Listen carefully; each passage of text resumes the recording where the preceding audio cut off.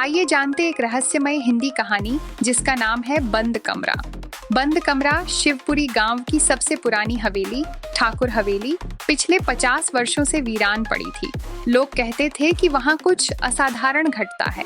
रात को अक्सर वहां से अजीब सी आवाजें आती थीं, जंजीरों की झंझनाहट, किसी के रोने की सिसकियां और कभी-कभी तो किसी के हंसने की गूंज।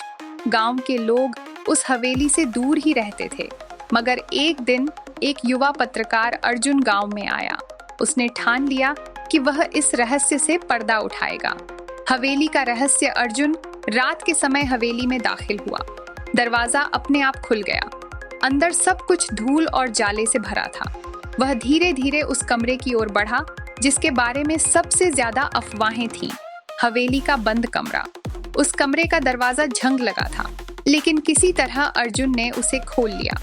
जैसे ही उसने दरवाजा खोला, कमरे में अजीब सी ठंडक भर गई। अंदर एक पुराना पलंग था, दीवारों पर खून के छींटे और एक शीशा। जिसमें अर्जुन ने जो देखा वो उसके रोंगटे खड़े कर देने के लिए काफी था। शीशे का रहस्य। शीशे में अर्जुन को अपने पीछे एक और परछाई दिखी, लेकिन जब वह पीछे मुड़ा वहां कोई नहीं था। जैसे ही वह फिर से शीशे की ओर देखता, वह परछाई उसके और करीब आ जाती। डर के मारे वह भागने को हुआ, लेकिन दरवाजा अपने आप बंद हो गया।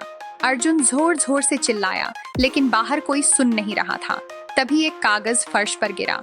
उस पर लिखा था, जो भी इस कमरे में आया वह फिर बाहर नहीं गया। अब तुम्हारी बारी है।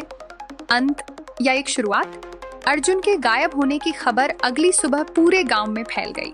पुलिस ने हवेली की तलाशी ली, लेकिन न अर्जुन मिला न कोई सुराग। बस वही कमरा था, फिर से बंद, और अब शीशे में एक नई परछाई दिखती थी।